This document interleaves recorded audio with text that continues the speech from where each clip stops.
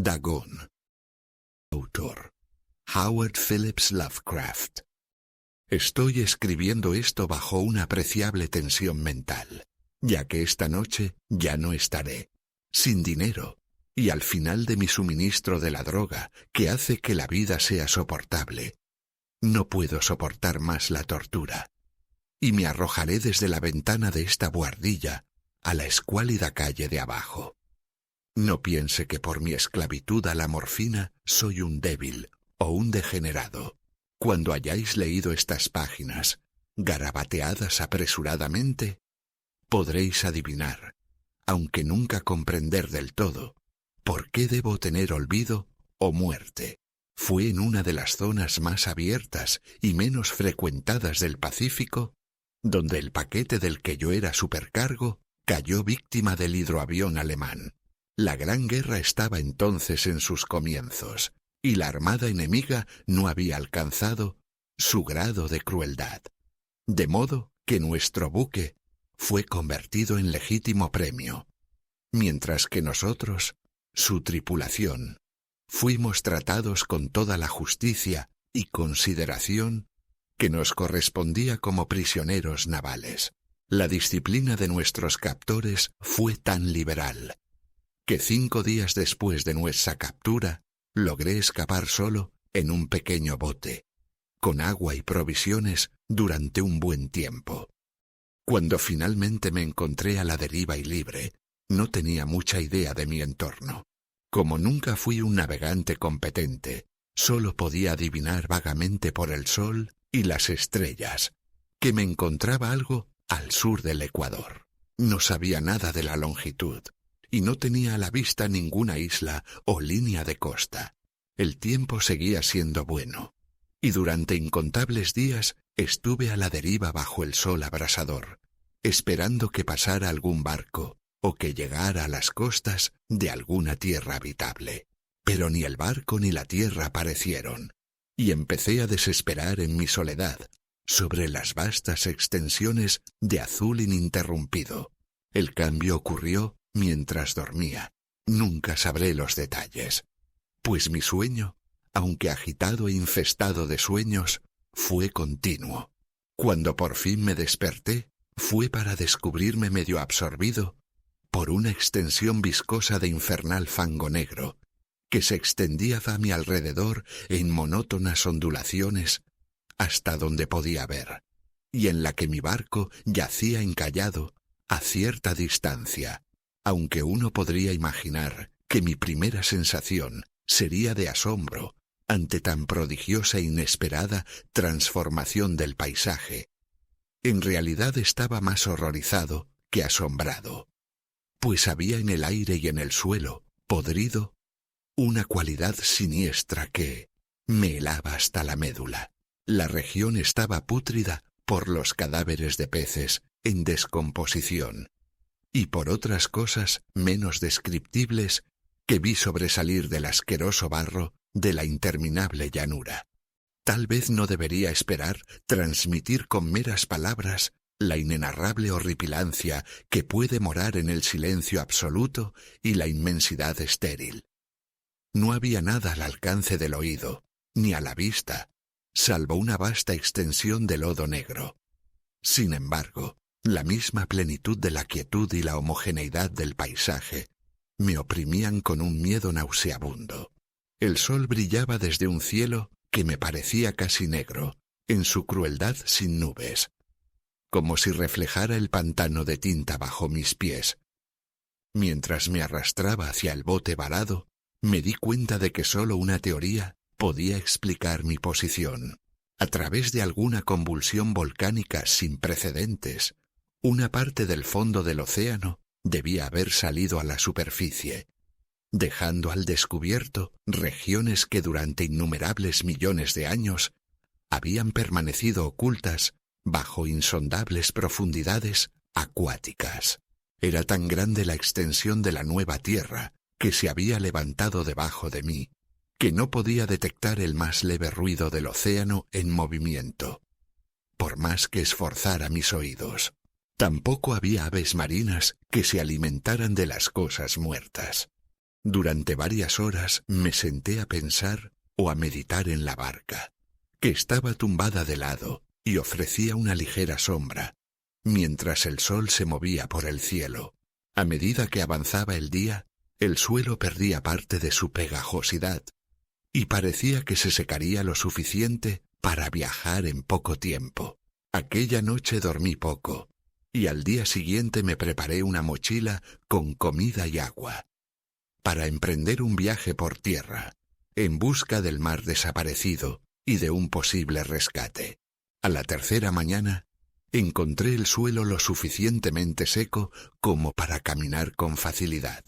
El olor del pescado era enloquecedor, pero estaba demasiado preocupado por cosas más graves, como para preocuparme por un mal tan leve. Y me puse en marcha, con valentía, hacia una meta desconocida. Durante todo el día me dirigí con paso firme hacia el oeste, guiado por un lejano montículo que se elevaba más que cualquier otra elevación en el ondulado desierto. Aquella noche acampé y al día siguiente seguí avanzando hacia el montículo, aunque el objeto apenas parecía estar más cerca que cuando lo divisé por primera vez. Al cuarto atardecer llegué a la base del montículo, que resultó ser mucho más alto de lo que parecía desde la distancia. Un valle intermedio lo destacaba más de la superficie general. Demasiado cansado para subir, dormí a la sombra de la colina. No sé por qué mis sueños fueron tan salvajes aquella noche, pero antes de que la luna menguante y fantásticamente gibosa se hubiera alzado muy por encima de la llanura oriental, estaba despierto, con un sudor frío, decidido a no dormir más. Las visiones que había experimentado eran demasiado para mí como para soportarlas de nuevo, y en el resplandor de la luna vi cuán imprudente había sido al viajar de día. Sin el resplandor del sol abrasador, mi viaje me habría costado menos energía. De hecho, ahora me sentía bastante capaz de realizar el ascenso que me había disuadido al atardecer. Recogiendo mi mochila, me dirigí a la cima de la eminencia. He dicho que la monotonía ininterrumpida de la llanura ondulante me causaba un vago horror, pero creo que mi horror fue mayor cuando llegué a la cima del montículo y miré hacia abajo, al otro lado, hacia un pozo o cañón inconmensurable, cuyos negros recovecos la luna aún no se había elevado lo suficiente para iluminar. Me sentí en el borde del mundo, asomándome por encima del borde a un caos insondable de noche eterna. A través de mi terror corrían curiosas reminiscencias del paraíso perdido y de la horrible escalada de Satanás a través de los reinos de las tinieblas que no están de moda. A medida que la luna subía en el cielo, comencé a ver que las laderas del valle no eran tan perpendiculares como había imaginado.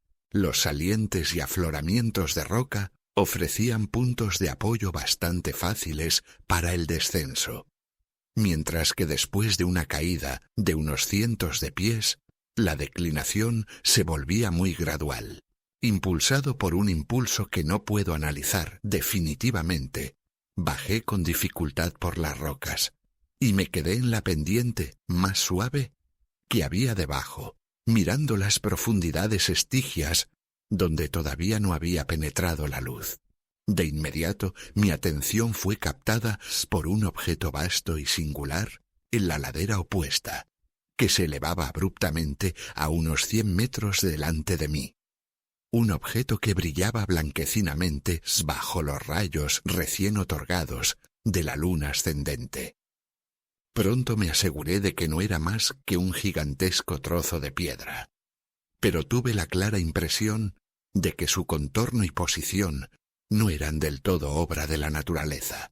Un escrutinio más atento me llenó de sensaciones que no puedo expresar, pues a pesar de su enorme magnitud y de su ubicación en un abismo que había bostezado en el fondo del mar desde que el mundo era joven, percibí sin lugar a dudas que el extraño objeto era un monolito bien formado, cuya enorme masa había conocido la mano de obra, y quizás la adoración de criaturas vivas y pensantes.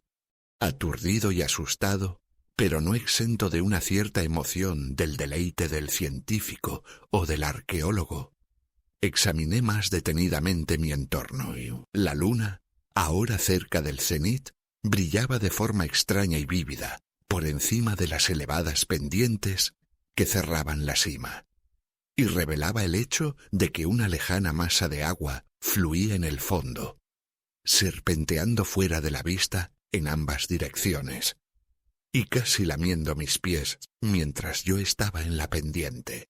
Al otro lado de la cima, las olas bañaban la base del monolito ciclópeo, en cuya superficie podía ahora rastrear tanto inscripciones como toscas esculturas.